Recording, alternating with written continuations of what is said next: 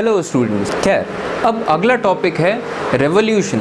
अब यहाँ से आपके कोर्स की चीज़ें स्टार्ट हो जाती हैं फिर से। The earth takes about 365 days and 6 hours to revolve around the sun. हमारी अर्थ को एक पूरा चक्कर लगाने में, सूरज के चारों तरफ एक पूरा चक्कर लगाने में 365 days और 6 घंटे लगते हैं। ठीक है, अब we consider a year as consisting 365 days only and ignore 6 hours for the sake of convenience।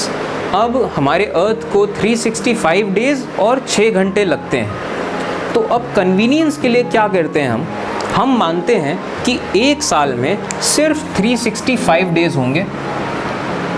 अब ये जो 6 घंटा हमने जो एक साल से निकाल दिया है, ठीक है, ये 6 घंटा हम 4 साल तक निकालते हैं। पहले साल से हमने 6 घंटा निकाला, दूसरे साल से हमने फिर 6 घंटा निकाला, तीसरे साल से फिर 6 घंटा निकाला और चौथे साल से फिर 6 घंटा निकाला।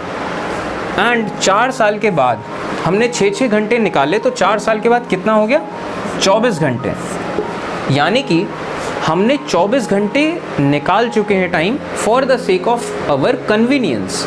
तो हम करते क्या हैं? अब ये 24 घंटा एक दिन हो गया, समझ रहे हैं? अब ये होल नंबर बन गया है। तो अब 4 साल के बाद जो चौथा साल होता है उसमें हम ये एक दिन ऐड कर देते हैं।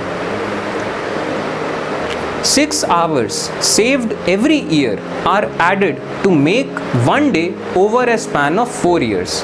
ठीक है, 6 into 4 equals 24 hours और 1 day। तो हम 6 घंटे 6 घंटे 6 घंटे 6 घंटे इनको ऐड करके 24 घंटे एक दिन, वो एक दिन हम ऐड करते हैं हर चौथे साल। Every 4th year February is of 29 days instead of 28 days। अब जब अर्थ का हम एक पूरा साल लेते हैं 365 डेज़, तो 365 डेज़ को हम अलग अलग महीनों में डिवाइड करते हैं, जनवरी से लेकर दिसंबर तक। अब हर साल जो फरवरी होती है, फरवरी का महीना, उसमें हम लोग रखते हैं 28 डेज़। ठीक है, अब ये जो एक्स्ट्रा एक दिन हमें जोड़ना है हर चौथे साल, वो हम कहाँ जोड़ेंगे? हर चौथे साल एक दिन एक्स्ट्रा होगा, तो वो एक दिन हम जनवरी में भी जोड़ सकते हैं, फरवरी में भी, मार्च में भी, अप्रैल में भी, कहीं पे भी जोड़ सकते हैं। अपनी कन्वीनियंस के लिए हम उस एक दिन को जोड़ते हैं फरवरी में, क्योंकि हमने ऑलरेडी उसको कम दिन दिया है। तो 3 सालों तक फरवरी में 28 दिन होते हैं। चौथे साल जब एक दिन और जुड़ जाता है तो उस साल फरवरी में होते हैं 29 डेज़। ठीक है, और उस साल को, जो चौथा साल होता है जिसमें फरवरी 29 डेज़ की होती है, उसे कहते हैं leap year.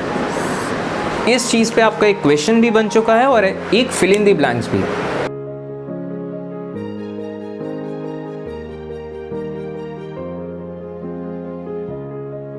The Earth moves around the Sun in almost elliptical orbit।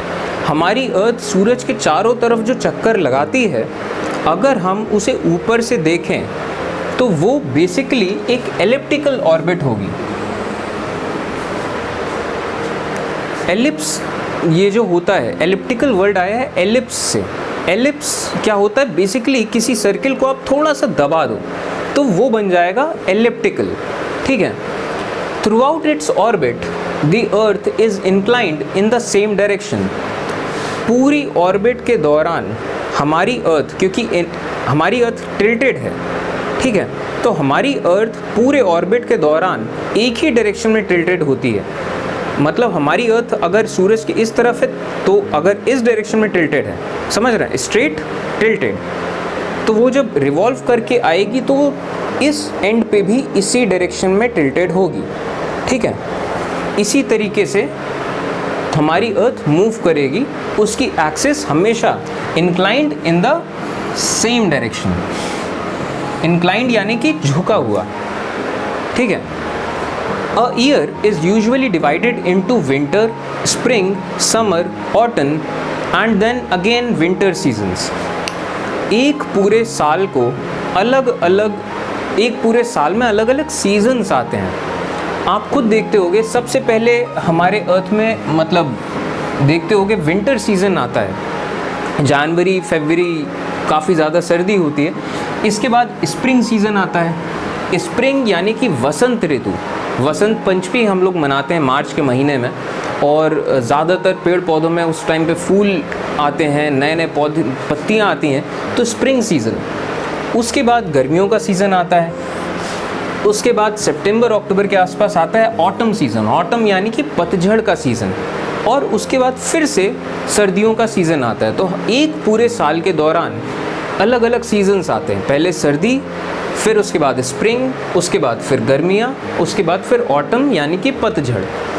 Seasons change due to change in position of the earth around the sun and also due to its tilt about its axis। हमारे अर्थ में जो seasons आते हैं अलग अलग, ये basically दो reason से आते हैं। सबसे पहला, position of the earth around the sun, सूरज के चारों तरफ गोल गोल घूमते टाइम जो अर्थ की पोजीशन होती है सूरज के कंपैरिजन में, उसकी वजह से, और जो अर्थ का जो टिल्ट है उसकी एक्सिस पे, जो अर्थ थोड़ा सा टिल्टेड है अपनी एक्सिस पे, उसकी वजह से। इन दो रीजंस की वजह से अर्थ में सीजन्स चेंज होते हैं, और इन दोनों रीजंस का अपना एक इम्पॉर्टेंस है। अगर आप कहें कि सिर्फ पोजीशन की वजह से सीजन्स चेंज होते हैं तो ऐसा कहना गलत होगा।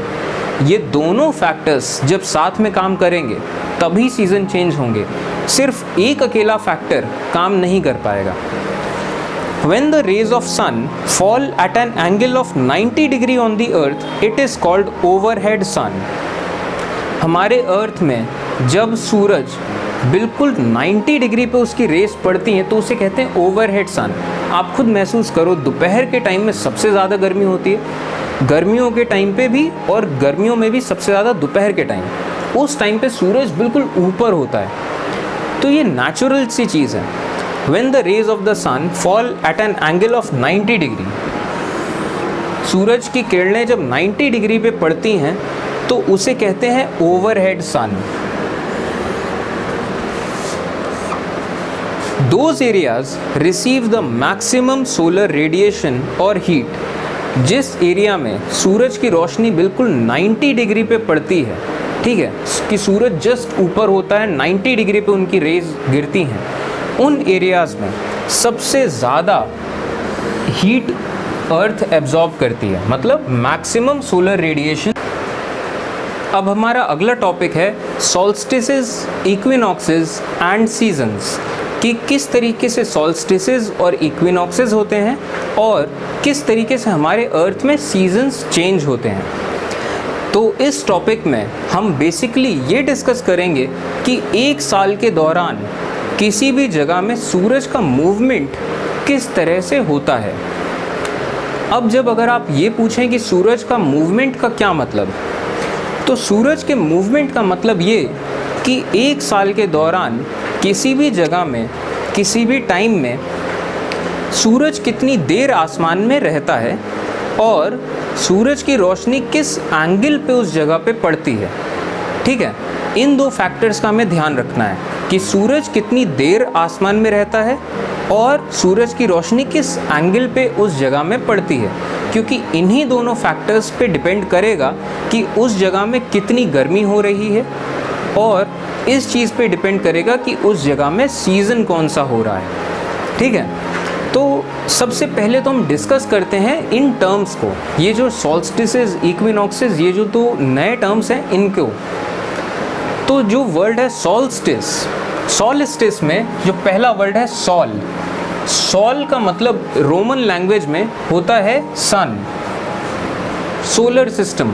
ठीक है, सोलर सिस्टम मतलब सन का सिस्टम, तो सोल यानी कि सन, और स्टिसिस का मतलब होता है मैक्सिमा या मिनिमम पोजीशन, कि किसी भी जगह पे मिनिमम पोजीशन या मैक्सिमम पोजीशन क्या होगी। ठीक है, तो सोल्स्टिसेस का मतलब होता है मैक्सिमम और मिनिमम पोजीशन ऑफ सन। अब इस चीज़ का मतलब क्या है ये हम आगे समझेंगे, ये फिलहाल टर्म का मतलब है। सोल्स्टिस यानी कि सन की पोजीशन, सन कितनी देर चमकेगा कि सन की पोजीशन, अब अगला जो टर्म है इक्विनॉक्स। इक्विनॉक्स में इक्वी का मतलब होता है इक्वल और नॉक्स का मतलब होता है नाइट, ठीक है।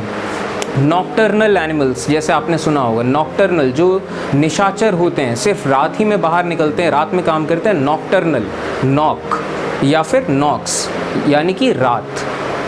तो इक्विनॉक्स का क्या मतलब है? इक्विनॉक्स का मतलब होता है इक्वल नाइट्स। अब इसका क्या मतलब इक्वल नाइट्स, बराबर रातें? तो इसका ये मतलब है it refers to that day, ये उस दिन को रिफ़र कर रहा है जिस दिन एग्जैक्टली 12 घंटे का दिन होता है और एग्जैक्टली 12 घंटे की रात होती है। उस दिन को कहा जाता है इक्विनॉक्स, ठीक है। इक्वल नाइट, बराबर दिन बराबर रात, यानी कि अगर एक पूरा दिन 24 घंटे का है तो 12 घंटे का दिन एग्जैक्टली 12 घंटे का दिन और एग्जैक्टली 12 घंटे की रात। साल में जब जब ऐसे दिन आते हैं उन्हें कहते हैं इक्विनॉक्स। इस चीज़ पे आपका एक क्वेश्चन भी बन चुका है। अब जब सीजन्स की बात है तो हमारे अर्थ में अलग अलग जगहों पे टाइम के साथ साथ अलग अलग सीजन्स आते हैं, लेकिन हर जगह पे नहीं आते हैं। हमारे अर्थ का ये जो मिडिल बेल्ट आप देख रहे हैं, यहाँ पे सीजन्स ज़्यादा चेंज नहीं होते हैं, लेकिन जो नॉर्थ हेमिस्फीयर है और जो साउथ हेमिस्फीयर है, यहाँ सीजन्स चेंज होते हैं। और ख़ास बात ये कि यहाँ पे सीजन्स ऑल्टरनेट पैटर्न्स में होते हैं। अगर मान लीजिए नॉर्थ हेमिस्फीयर में गर्मियों का सीज़न है तो साउथ हेमिस्फीयर में सर्दियों का सीज़न होगा, ठीक है, उल्टा होता है। इसी वजह से मान लीजिए कि यूएसए में गर्मियों का टाइम है तो न्यूजीलैंड में सर्दियों का टाइम होगा। नॉर्थ हेमिस्फीयर और साउथ हेमिस्फीयर का मौसम उल्टा चलता है। Thank you.